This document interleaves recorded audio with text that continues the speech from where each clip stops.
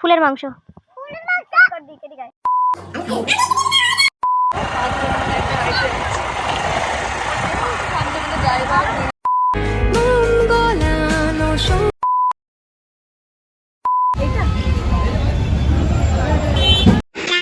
Good morning, welcome back to our channel Shubham Disha. আমি দিশা চলে এসেছি তোমাদের জন্য নতুন একটা ভিডিও নিয়ে। তো আজকে আমি সকাল সকাল ব্লগটা স্টার্ট করা হয়নি, যাই হোক ঘুম থেকে ওঠার পর আমি ফ্রেশ হয়েছি, খাওয়া দাওয়া করে এখন ব্লগটা স্টার্ট করছি। কাল থেকে শরীরটা ভীষণ খারাপ ছিল, সে কারণে কালকে আর ব্লগ করা হয়নি। তো আজকেই সকাল থেকে ব্লগটা স্টার্ট করলাম। আর এখন একটু বেরোবো, আমি বাজারে যাবো, ভাইয়ের সাথে কিছু জিনিস কেনাকাটার আছে। তো চলো ব্লগটা কিন্তু তোমরা লাস্ট অব্দি দেখতে থাকো, স্কিপ না করে। চলো, তো ফাইনালি আমি এখন বেরিয়ে পড়েছি। আর আমার সাথে এই যে যাচ্ছে এই ছেলেটা, চিনি না কে। আয়, আমাকে নিবি না সাইকেলে? কোন দিক দিয়ে যাবি? বলি দিয়ে আমাকে ওঠা সাইকেলে।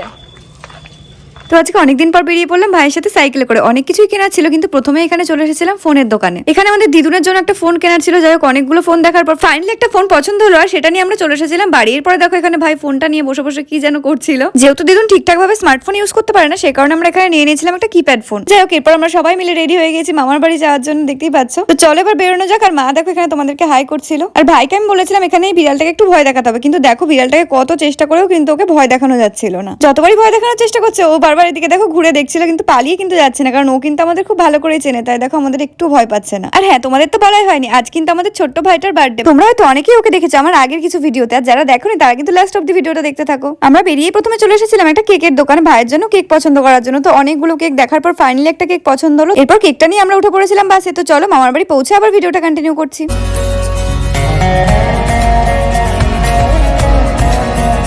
তো ফাইনালি আমরা পৌঁছে গেছি মামার বাড়ি। আর এই যে দেখো এখানে আমাদের ছোট্ট বার্থডে বয়। আমি যাওয়ার পর থেকে আমার সাথে দুষ্টুমি করতে করতে দেখো কেক কাটার ঠিক আগেই কিন্তু ও ঘুমিয়ে পড়েছে। এরপর যাই হোক অনেক কষ্ট ওর ঘুম ভাঙিয়ে এখানে ওকে বসানো হয়েছিল কেক কাটানোর জন্য। আর দেখো কেক কাটতে বসেও কত দুষ্টুমি করছে ও। আর ঠিক এই সময় আমার ফোনের স্টোরেজটা ফুল হয়ে গেছিল, তাই প্রত্যেকটা সিন দেখো আমাকে এখানে কাট কাট করে ছোট ছোট করে নিতে হয়েছিল। যাই হোক কোনো রকম শান্তভাবে বসে এখানে কেকটা কেটে মায়ের হাতে কেকটা খেয়ে তো নিল। এরপর আবার শুরু করলো দুষ্টুমি। কালকে বারবার স্টোরেজ ফুল হয়ে যাওয়ায় ভিডিওটা কিন্তু আর কন্টিনিউ করা হয়নি। আর আজকে দেখো সকাল হয়ে গেছে। তো গুড মর্নিং সবাইকে। সকালে উঠেই দেখো নাচানাচি শুরু করে দিয়েছে। এরপর আমরা 5 জন মিলে একটা গাড়িতে করে বেরিয়ে পড়লাম ঘুরতে। দেখতেই পাচ্ছ একটা স্কুটিতে আমরা 5 জন মিলে উঠেছি। তো আমরা সবাই মিলে যাচ্ছিলাম মাঠে। আর সামনে তো দেখতেই পাচ্ছ আমাদের একদম ছোট্ট ড্রাইভার চালাচ্ছে গাড়ি। মাঠে গিয়ে কিন্তু আমরা আজকে ছোটখাটো একটা পিকনিকও করবো, তাই ভিডিওটা স্কিপ না করে শেষ অবধি দেখতে থাকো।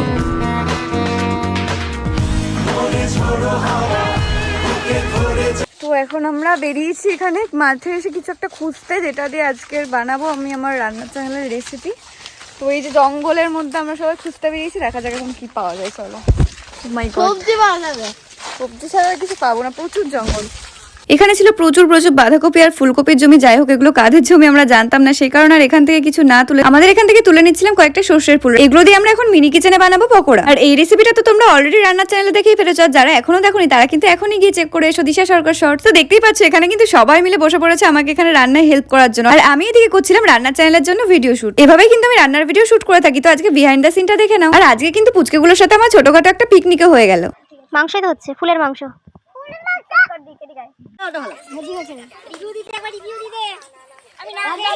বিকেলবেলা কিন্তু মামার বাড়ি থেকে আমি বাড়ি চলে এসেছিলাম। আর হঠাৎ করে আমার এখন একটু ডিম টোস্ট খেতে ইচ্ছা করলো, তাই ভাবলাম চলো বানিয়ে ফেলি। যাই হোক তোমাদের সাথে এখানে পুরো রেসিপিটা শেয়ার করা হয়নি, পুরো রেসিপি কিন্তু আমার রান্নার চ্যানেলে শেয়ার করা আছে।